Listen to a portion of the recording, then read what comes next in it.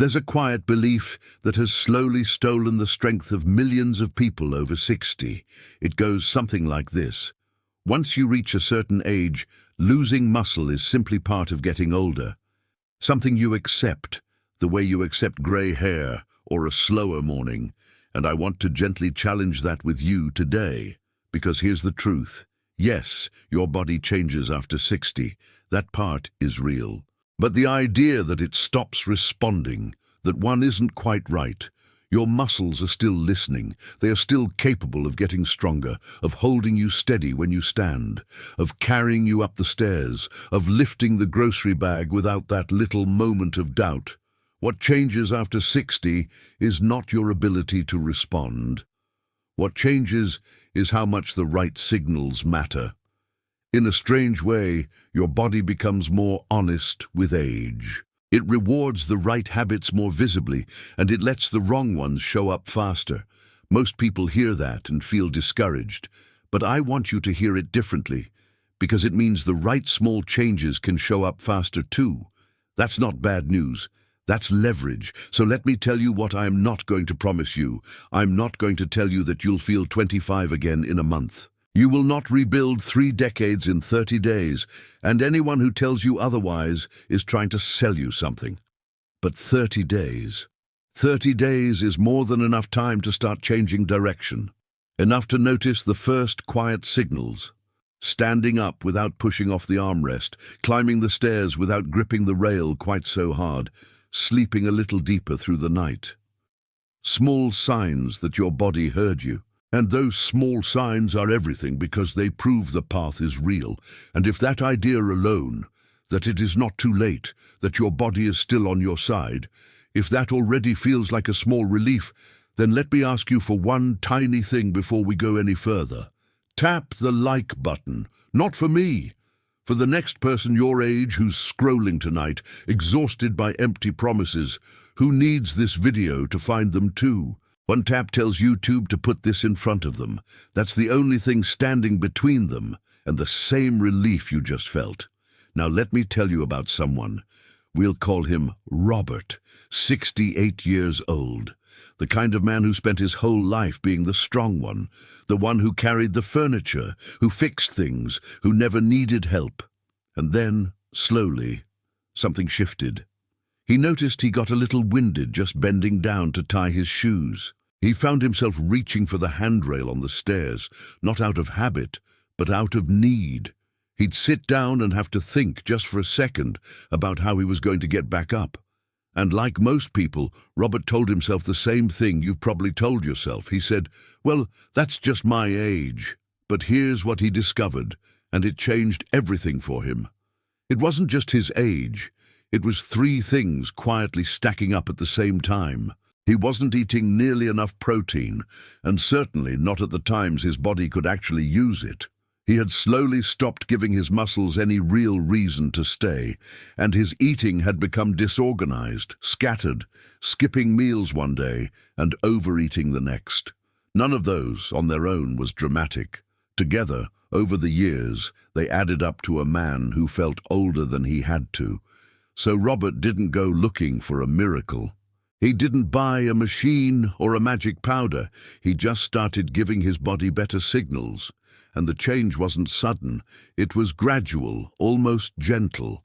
A little more steady on the stairs in week 2. A little easier getting out of the chair by week 3. Nothing flashy, just direction. Just hope you could actually feel. That's exactly what I want to walk you through now. I call it the 30-day plan. And before you picture anything, let me tell you what it is not. It is not a diet. You will not be counting every calorie or living on lettuce. It is not a heavy gym full of machines and people half your age. And it is not mandatory supplements that empty your wallet. It is 6 simple habits. That's it. 6 habits, ordered from the gentlest to the most powerful.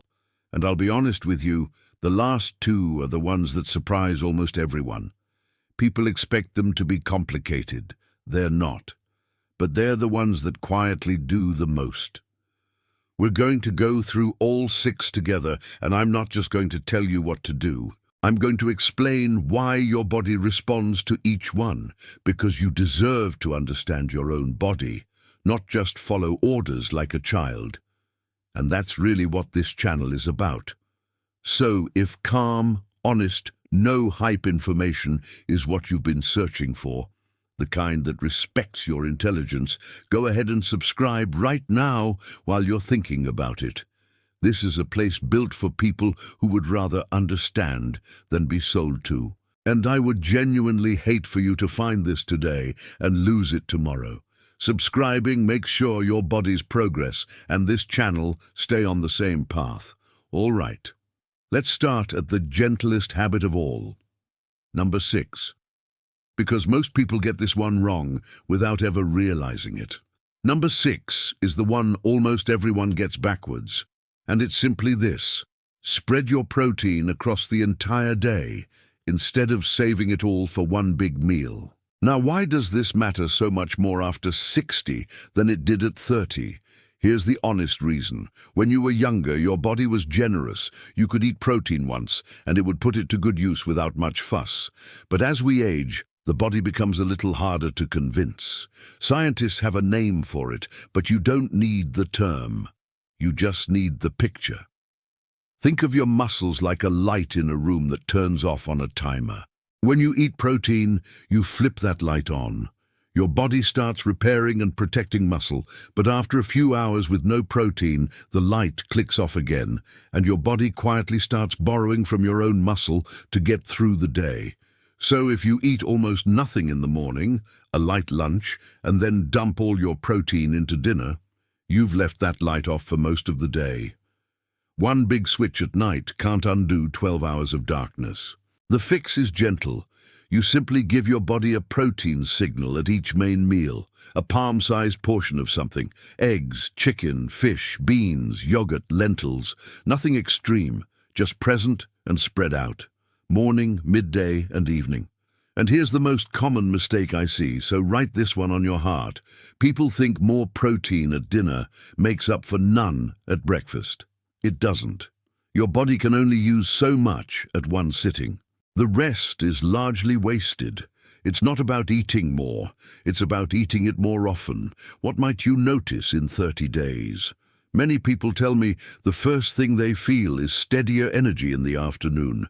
That 3 o'clock crash starts to soften, and over the weeks, the body stops raiding its own muscle for fuel, which is exactly what we want when we're trying to hold on to strength. Now let me pause here, because I'm curious about you specifically. I'd like you to do something for me. In the comments below, tell me one thing. What is the activity that has gotten harder for you in the last few years? Maybe it's getting up off the floor. Maybe it's the stairs. Maybe it's just carrying the groceries in from the car in one trip the way you used to. Whatever it is, type it down there right now. And I'll tell you why I'm asking, because it's not a gimmick. When you put it into words, you make it real, and real things are the ones we actually change. But there's something more. Scroll through those comments after you write yours, and you'll see hundreds of people your age saying the exact same thing you just felt alone in. You are not the only one. You never were. That little community down there, that's part of how people stay with this for the full 30 days instead of quitting on day 4. So go ahead. One sentence. I read them, and so will the people who need to know they're not alone. All right, let's move up to number 5, and this one flows directly from what we just talked about, because it's about when you turn that muscle light back on each morning. Number 5 is simply this: eat protein at breakfast. Real protein first thing. Here's why this one is quietly powerful. While you sleep, you go 7, 8, sometimes 9 hours with no food at all. That's a long stretch with the light off. By morning, your body has been in breakdown mode for hours. And what do most of us reach for the moment we wake up? Coffee, maybe toast, maybe a piece of fruit, all of which are fine, but none of which tell your muscles, good morning, you can stop borrowing from yourself now. Protein in the morning is the signal that flips the switch back on after the long overnight fast. It says, the famine is over, start protecting and rebuilding. And the earlier in the day you send that signal, the more hours your body spends on your side instead of slowly working against you. How do you do it? Keep it simple and keep it doable. 2 or 3 eggs, a bowl of Greek yogurt or cottage cheese, even last night's leftovers if that's easier than cooking. There is no rule that breakfast has to look like breakfast. The food matters more than the tradition. And the common mistake, coffee and toast alone, then wondering why you're starving and tired by mid-morning. Carbohydrates by themselves give you a quick lift and then drop you. Protein at breakfast is what keeps the energy steady and the cravings quiet. In 30 days, this is often the habit people feel the fastest. Steadier mornings, fewer cravings before lunch, and for many, a little more strength in those first tasks of the day, the ones that used to feel like a struggle before you'd even really woken up. So that's how you start the day right. But there's a habit that decides what happens after you eat, something most people have never been told, that takes about 10 minutes and asks nothing of you but a pair of comfortable shoes. That's number 4, and it's where this really starts to come together. Number 4 asks almost nothing of you, and yet it changes what your body does with every single meal. It's this: take a gentle walk after you eat. Here's why this matters more now than it ever did. When you eat, your blood sugar rises. That's normal, that's supposed to happen. But as we age, the body gets a little slower at clearing that sugar out of the bloodstream. And sugar that lingers with nowhere to go is exactly what your body tends to tuck away around the middle. That stubborn belly fat so many people fight after 60? A big part of it begins right here, in those quiet hours after meals. Now here's the beautiful part. Your muscles are like a sponge for blood sugar, but only when you move them. A slow, easy walk after eating opens that sponge up. Instead of storing that fuel around your waist, your body sends it into your muscles where it belongs. You're not burning it off with effort. You're simply redirecting it. Gentle movement, big difference. How do you do it? 10 to 15 minutes of easy walking after your largest meal. Not a power walk, not a sweat, just a stroll around the block or even around the house if the weather's bad. The pace of a conversation. And the most common mistake? 2 of them, actually. The first is sitting straight down on the couch after dinner, the worst possible moment to be still. The second is believing you have to do something intense for it to count. You don't. A calm walk after eating does more for your blood sugar than an exhausting workout you'll dread and quit. In 30 days, people often notice less bloating after meals, steadier energy in the evening, and slowly, quietly, the waistband starting to feel a little kinder. And I want to be honest with you here, because you've earned honesty. Your body changes more slowly than it did at 30. These habits work, but they work at the pace of someone who has lived a full life, not someone in a fitness commercial. And not every strategy works the same for every person. If you have a health condition or you're on medication, please talk to your doctor before changing your routine. Nothing I share replaces the person who knows your body.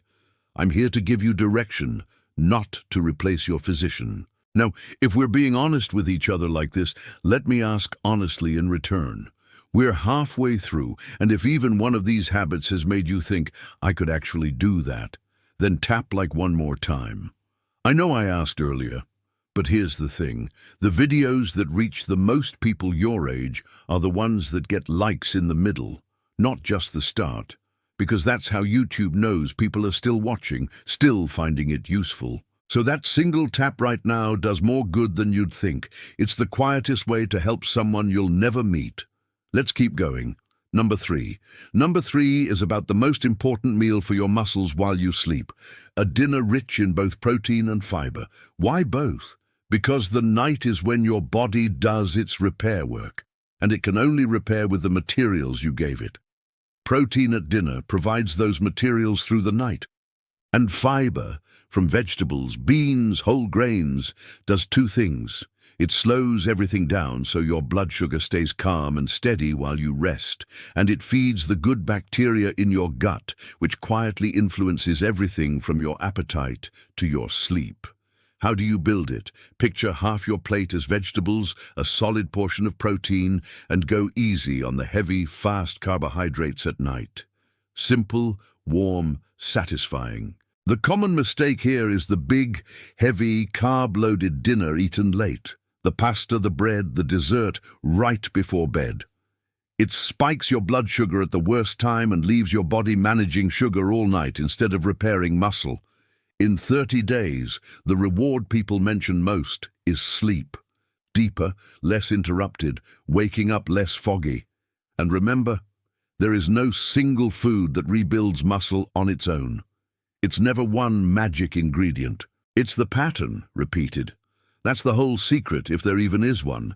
Consistency beats intensity every time, which brings us to number 2, and this is where we finally give your muscles a reason to stay.